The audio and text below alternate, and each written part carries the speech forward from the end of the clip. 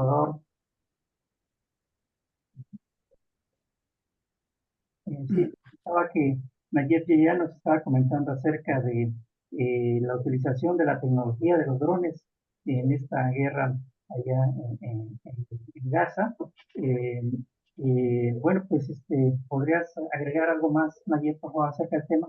Sí, rapidísimo nada más. Bueno, el 7 de octubre fue también una proeza tecnológica por parte de Hamas.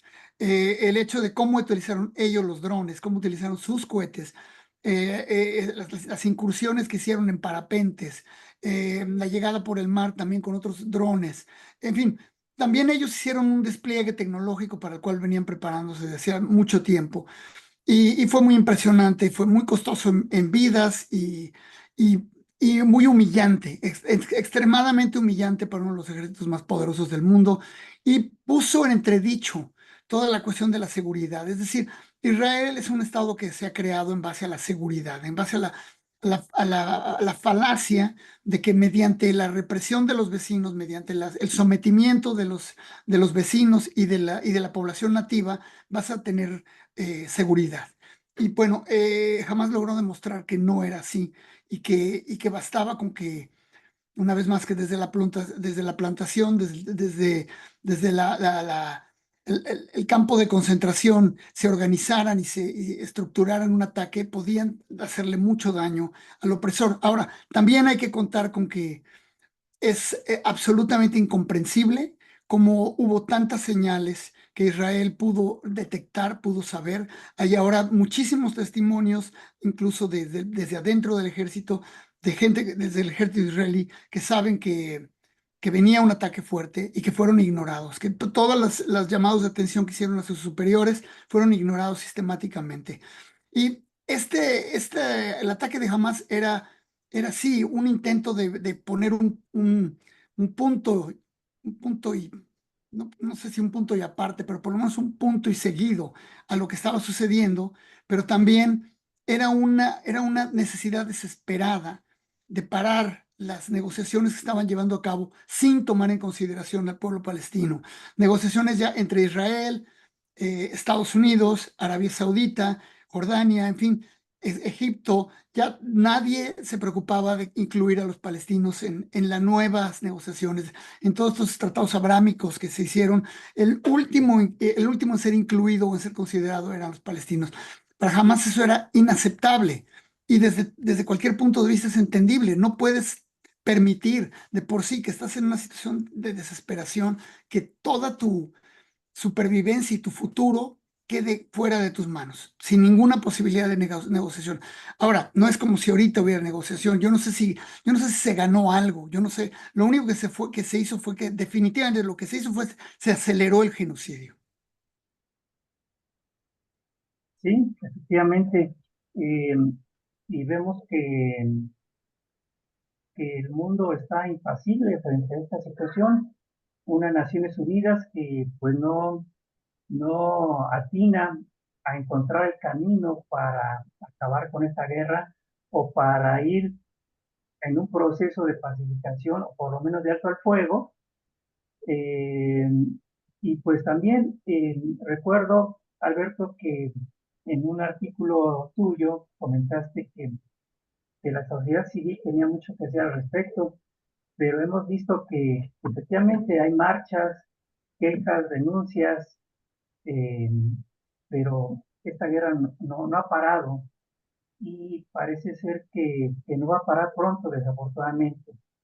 Parece ser que Naciones Unidas, una vez más, confirma su incapacidad para lograr la pacificación de conflictos armados. Lo estamos viendo también allá en Ucrania y la U.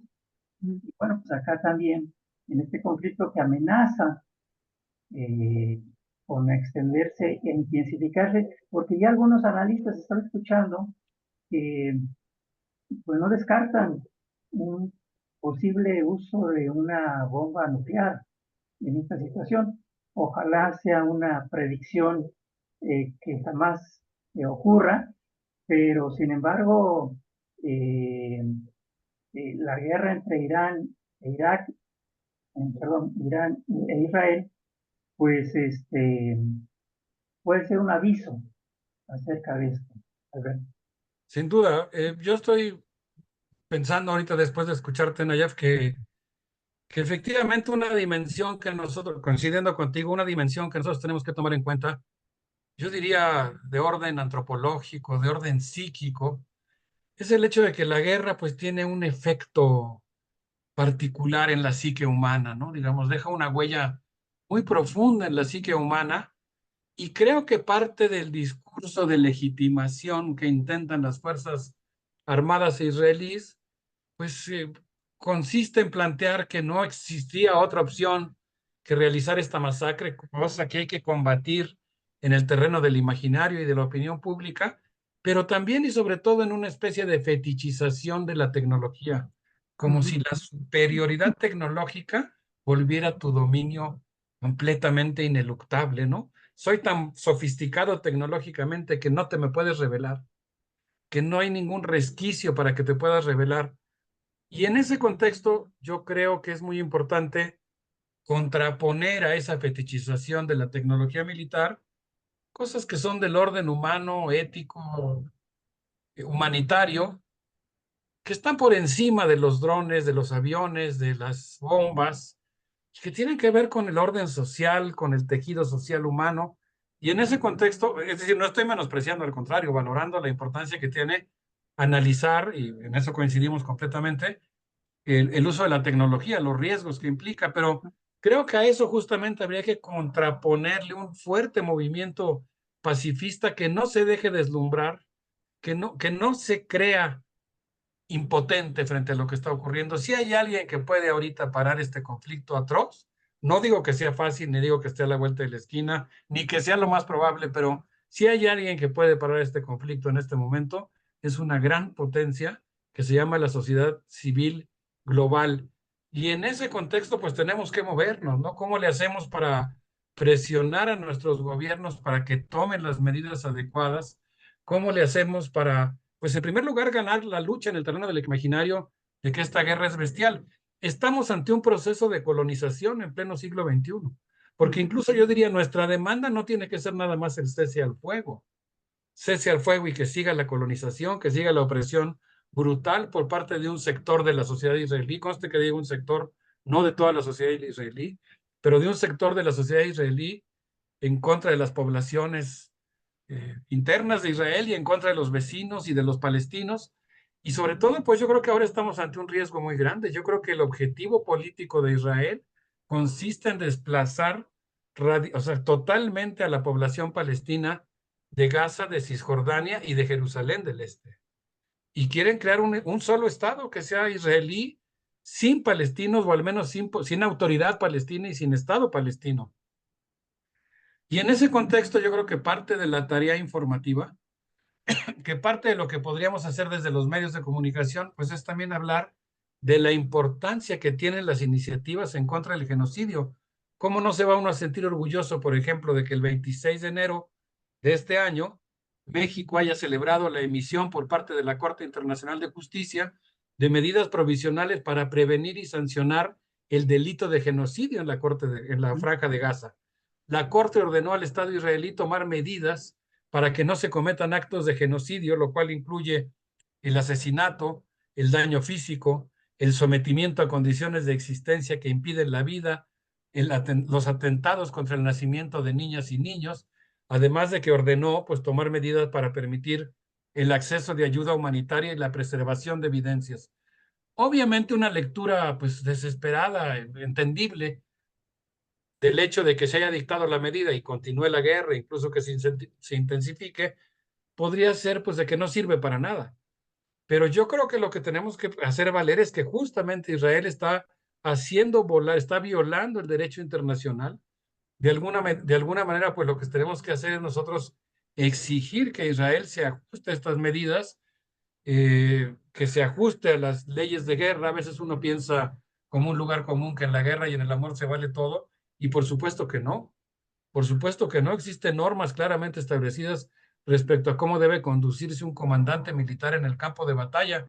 Y una de sus obligaciones fundamentales es proteger a la población civil.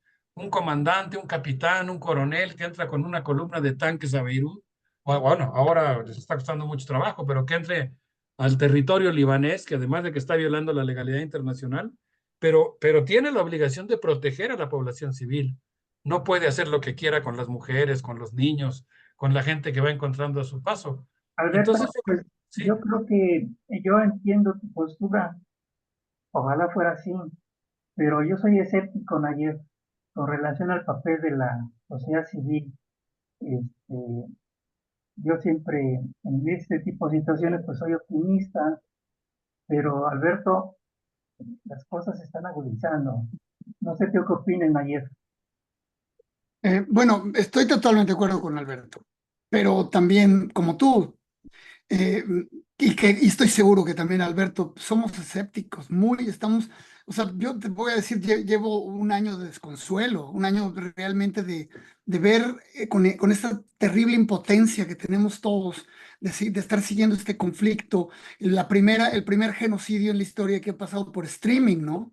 Que hemos tenido la posibilidad de ver incluso por dos canales, los canales de los pocos periodistas y los civiles en Gaza que tratan de capturar las imágenes y postearlas al mundo, los pocos momentos que hay internet y que tienen conexión, y ellos mostrar su visión desde los escombros y la visión de los vencedores, la visión de los invasores, celebrando, burlándose, humillando a sus víctimas y mostrando las atrocidades que están cometiendo. Es decir, estamos ante hechos perfectamente documentados. Y aún así esta sociedad civil que tú mencionas, yo también lo veo en todo el mundo. Aquí en Nueva York ha habido una cantidad de marchas y de acciones y al mismo tiempo una brutal represión sin precedente contra estudiantes, contra gente de todos los días que sale a la calle a manifestarse. No ha habido, digamos, violencia policíaca extrema, como en otros casos. Eh, Sin embargo, los estudiantes que se manifestaron, especialmente hacia el final del año escolar pasado, especialmente en Columbia, en la Universidad de Nueva York y en varias más, pues fueron castigados de manera brutal, sin precedentes, destruyéndoles sus posibilidades de estudiar a muchos de ellos, poniéndolos en situaciones de desesperación. Incluso NYU llegó a la cosa tan asquerosa de pedirles que si querían volver tenían que escribir cartas pidiendo perdón, desasociándose del movimiento, en fin. Yo creo que me encantaría pensar en que la sociedad civil puede salvar esto y como Alberto digo, no hay solución porque nadie va a venir a salvar a los palestinos. Algo que aprendí yo desde niño cuando empecé a seguir este conflicto, que imagínense, si yo lo empecé a ver desde niño, quiere decir que esto lleva muchísimo. Era que mi padre siempre decía, nadie quiere suficientemente a los palestinos como para irlos a salvar. Eso ya quedó claro desde las primeras guerras árabes en contra de Israel, en las cuales les dieron unas felpas tremendas a los egipcios, iraquíes y sirios. Quedó claro que nadie iba a volver a meter las manos. También nunca los soviéticos llegaron a comprometerse con el conflicto, por tanto tampoco los chinos. Ahora Irán ha tenido un papel mucho más notable en sus intentos de defender, que a la vez es una especie de política exterior expansionista, que no es realmente expansionista en el sentido de colonización. Sin embargo, sí hay un interés de parte de Irán de crear también un área de influencia al crear lo que llaman el anillo de fuego alrededor de Israel, con estos grupos que son Hezbollah, Hamas y Ansarallah, o sea, los Houthis en Yemen. Eh, creo yo que ahora esperar a que alguien pueda humillar moralmente a Israel hasta que se rinda de este objetivo es absolutamente imposible. Ojalá me equivocara, me encantaría, pero también ese es otro dicho, ¿no? Que nadie ha ganado una revolución mostrándole al ocupador o al agresor No sé qué dice, que sus pregunte. errores su violencia y las injusticias que están cometiendo.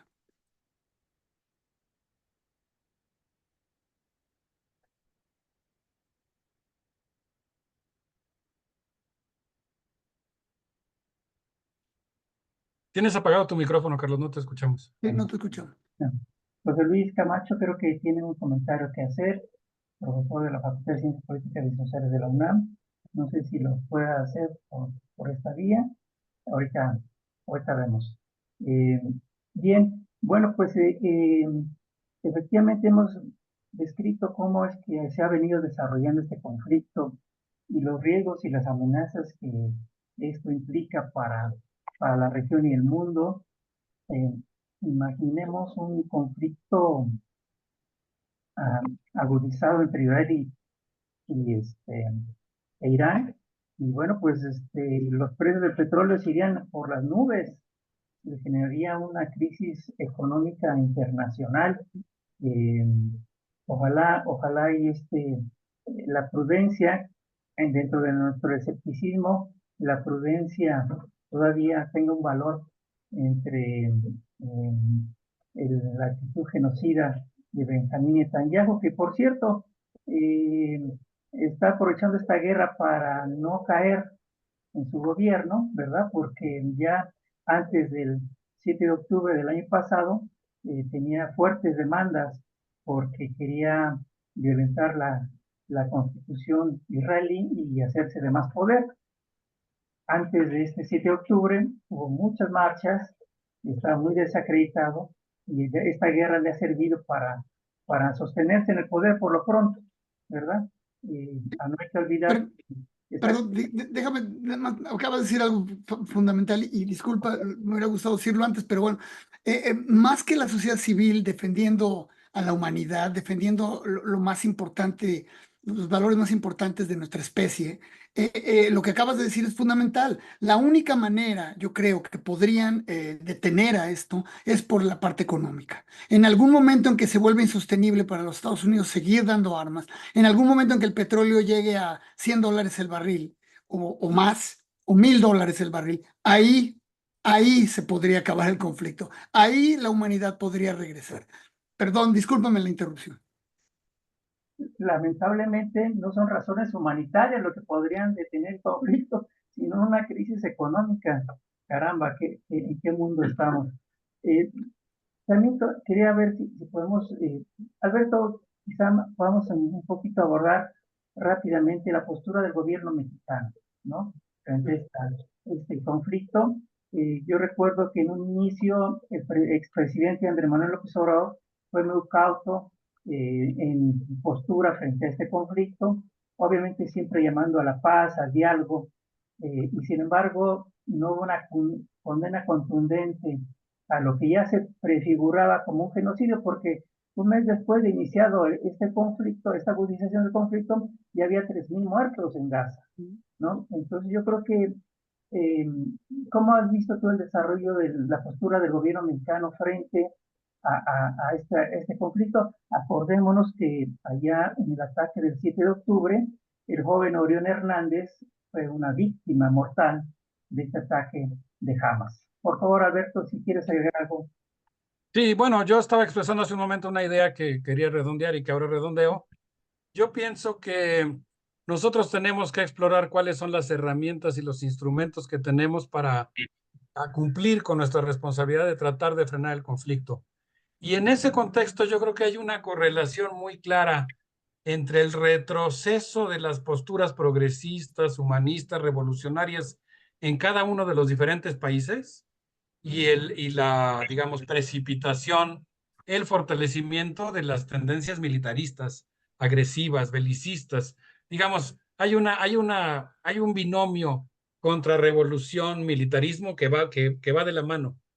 Y en ese contexto yo pienso que lo que está haciendo el gobierno mexicano es algo que tiene, y lo que está haciendo el gobierno de Sudáfrica, tienen una enorme importancia porque permiten justamente lograr que las expresiones de humanismo, de progresismo, que se expresan en el electorado, se conviertan en una fuerza política diplomática real. Yo creo que, obviamente estoy hablando de un contexto muy difícil, no estaba siendo ingenuo en el sentido de que bastara una marcha para derrumbar a Netanyahu, pero lo que creo es que, por ejemplo, la movilización al interior de Israel es fundamental. Y creo que hoy, por ejemplo, la presidencia de Lula en el G20 y la próxima reunión que está por realizarse en las próximas semanas, en las que asistirá muy probablemente Claudia Sheinbaum, Gustavo Petro, el presidente de Bolivia, pues eso va a generar un polo que va a permitir de Argentina, ahí sí, quién sabe por dónde vaya la cosa, ahí con cuidado. No Pero sé. digamos, en el caso de los gobiernos progresistas de América Latina, pues se abre una coyuntura que permite plantear el tema en las instancias internacionales. Y yo creo que esa es una de las vías que nosotros tendríamos que intentar. Tenemos que intentar muchos caminos, pero uno de ellos pues tiene que ser el de las resoluciones diplomáticas. Tú mencionabas hace un momento el riesgo de una confrontación nuclear. Israel es una potencia nuclear. Tiene por lo menos entre 150 y 210 armas nucleares. Irán, según entiendo por el análisis que hacen los expertos en el boletín de los científicos atómicos, no tiene todavía un arma nuclear, necesitaría al menos un año para terminarla, pero tienen los misiles que yo acabo de mencionar, los que golpearon Hipersónicos. el pasado martes las bases aéreas. Y pues ahí, pues digamos, yo creo que, por ejemplo, se abre una coyuntura para que el tema de los riesgos de una confrontación nuclear permita que la postura de México, por ejemplo, que ha sido tan importante en la conformación del Tratado de Tlatelolco, pudiera intervenir para algo que ya han propuesto muchos analistas, que sea la conformación de un área de armas libre de armas nucleares en Medio Oriente y también en Europa, que ahora pues ya están repartiendo yodo, ¿no? En algunos sectores de Estonia, Letonia y Lituania, lo repartieron hace unas semanas, ante la posibilidad de una confrontación con Rusia. Entonces creo que hay coyunturas, además de la económica y el precio del petróleo, que sin duda son importantes, que permitirían que las iniciativas diplomáticas encaminadas a negociar la paz, pues ganaran cierto peso, cierta viabilidad, digamos. Sí, efectivamente, bueno, dice nuestro compañero Abraham Pensamiento que efectivamente lo que ha comentado Nayef acerca de los riesgos, más bien de la posibilidad de una crisis económica desatada por esta guerra, lo llevara, conduciría un poco o empujaría un poco hacia la distensión de este conflicto. Ojalá sea así. Sin embargo, pues las narrativas continúan y, los palestinos siguen siendo la parte mala y los israelíes son los que defienden la libertad y defienden su territorio según las creencias religiosas. Esta narrativa que tú has manejado en ayer acerca de los diarios estadounidenses, de New York Times, de Washington Post, de que han eh, pues difundido verdades parciales o noticias falsas con relación a esta situación de bebés que han sido asesinados o mujeres mutiladas. Los medios en Estados Unidos han contribuido a esta narrativa en contra de los palestinos. Sí, no, completamente. Los medios y los grandes medios, los medios internacionales más importantes, no solamente el New York Times y el Washington Post, que digamos, esos son los más irritantes en el sentido de que supuestamente son los estándares del periodismo, ¿no? Le Monde, en fin, son los que dan la línea de lo que consideramos un periodismo balanceado, justo, responsable. O sea, ya no voy a hablar del New York Post, no voy a hablar de otros, ¿cómo se llama? El otro de Washington, que su nombre no me interesa recordar. En fin, todos los demás diarios están absolutamente entregados a la narrativa israelí, completamente entregados a la Hasbara. Pero incluso el New York Times hizo este reportaje tan escandaloso acerca de la sistematización de la violencia sexual, que hasta ahora, después de haber sido desmentido ya en varias ocasiones por muchas organizaciones, incluso el Haaretz israelí, el diario Haaretz, que es uno de los diarios más relevantes del mundo también, lo desmintió. Esta idea de que jamás se había utilizado el sexo para someter, amedrentar, aterrorizar a la población israelí. Ahora está demostrado, fueron mentiras. todo fue basado en especulación y en una campaña de Hasbara israelí muy instrumentada, muy claramente armada.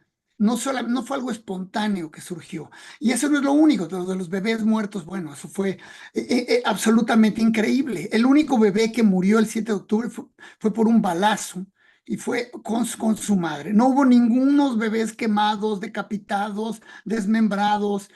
La familia que murieron incinerados, sí, murieron incinerados por los obuses de los tanques israelíes. Como sabemos, el 7 de octubre algo tampoco se habla en los medios occidentales y hasta otra vez Haaretz lo ha hablado y otros diarios que de la región lo han mencionado. La famosa doctrina Aníbal o Aníbal que dice que es mejor matar a un ciudadano israelí antes de permitir que sea secuestrado. Entonces eso les dio hasta cierto punto rienda suelta para que dispararan indiscriminadamente contra todo lo que se movía. Entonces mataron a una gran cantidad de guerrilleros de Hamas, pero también a una gran cantidad de compatriotas de israelíes. Esto ahora aún en en gran parte del mundo se ve como una teoría conspiratoria, como cosas que dicen los antisemitas, los nazis, en fin. Esto está documentado. Quien tiene tantita curiosidad lo puede leer. Hay publicaciones israelíes que hablan de esto. No es ningún misterio. Y así como esta doctrina es real y se puede googleenlo, si no, la doctrina Hannibal. También pueden googlear la doctrina de Dahiyya, que ha sido ya ahora completamente rebasada por la doctrina de Gaza, que dice que no importa el nivel de destrucción de infraestructura con tal de cumplir un objetivo. Lo que sea que haya que destruir, hay que lo destruya. Las consecuencias no tienen la menor importancia por encima del objetivo. Y la otra con la que conecto con lo que ustedes vienen de decir, la doctrina de Sansón, que básicamente dice que ante cualquier peligro de supervivencia del Estado, se utilizarán armas nucleares y básicamente contra todas las capitales árabes, si es necesario. En fin, entonces, estamos en un diálogo, en un momento que militarmente no hay salida, no hay ninguna posibilidad que militarmente se pueda tener una negociación, una pacificación, si no es al costo de toda la población palestina, por lo menos de la población de los territorios. No sé qué va a pasar con los palestinos ciudadanos de Israel, supongo que estarán un poco más protegidos, aunque no mucho más, pero definitivamente la población palestina de los territorios, es decir, Gaza, Cisjordania, porque hay que hacer muy clara la distinción. Hay una población palestina y árabe y musulmana en Israel que son ciudadanos, que no tienen todos los derechos que tienen los israelíes, sin embargo son ciudadanos y por tanto tienen algo de derechos, algunos derechos. En fin. Sí, caramba, pues es un panorama que nos describen ustedes, pues con mucho escepticismo, pesimista, por la realidad, no por otra cosa, ¿verdad? Esperemos que eh, pues el costo humano que está implicando este conflicto tan preocupante sea menor. Esperemos que eh, pues la predicción de Alberto de que la sociedad civil empuje todavía más para obligar a los gobiernos a pronunciarse en contra de este genocidio tenga una mayor impulso y pues yo les pediría que cerraran con una conclusión de pues hacia dónde vamos en este conflicto. Si quieres, Alberto, por favor. Bueno, yo creo que estamos en un momento en el que es muy importante, digamos que no dejarnos vencer por la pesadumbre. Se entiende, pues cómo no. A todos nos pesa enormemente el dolor, la impotencia que ha existido hasta el momento para frenar un genocidio. ¿Qué expresión usaste en una ya tan descriptiva, tan elocuente? Estamos viendo un genocidio transmitido por streaming, ¿no? En tiempo real. Y eso, claro, pues intensifica el horror porque pareciera que la impunidad es algo que va a campear en el mundo. Y justamente frente a ese, digamos, ese horror es algo que no tenemos que normalizar, que tiene que seguirnos indignando profundamente. Y yo creo que pues tiene que ser, es para todos un desafío intelectual, ético, el encontrar pues cuáles serían los instrumentos, los mecanismos que nos permitan pues evitar que eso se normalice, seguir insistiendo en la dignidad humana y buscando formas para revertirlo. Una de ellas, pienso yo, pues todos los contratos que tiene el Estado mexicano con compra de armamento, entrenamiento de policías por parte de las Fuerzas Armadas israelíes, es algo que tendría que terminar. Lo pongo como un ejemplo, ¿no? De si tenemos prendidos los radares de cómo podríamos hacer valer nuestro poder, pues quizá vayamos encontrando las grietas que nos permitan conjurar esta amenaza para la paz mundial.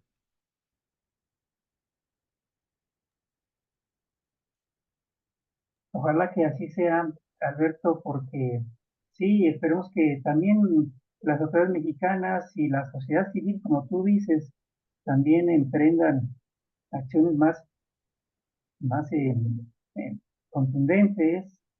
Eh, ha habido marchas aquí en la Ciudad de México, pronunciamientos como los que tú has recordado, y sin embargo, bueno, pues ahí está, digamos, lo que ha aportado México a esta situación. Lamentablemente, pues el panorama no es para ser optimistas y como decimos, pues ojalá y tengamos un mayor prudencia por parte de las potencias beligerantes. Nayef no anda por ahí, creo que ya eh, tuvo que salir, pero bueno, pues lo despedimos desde aquí. Te agradecemos, Alberto Betancourt, profesor de la Facultad de Filosofía y Letras de la UNAM y analista internacional, haber participado en este conversatorio de genocidio, el mundo impasible. Y bueno, también agradecemos a nuestro colaborador y amigo y corresponsal en Nueva York, Nayef Yeya, su participación en este conversatorio. Esperemos que dentro de algún tiempo tengamos mejores noticias para nosotros y el mundo. Gracias, Alberto. Gracias, Carlos.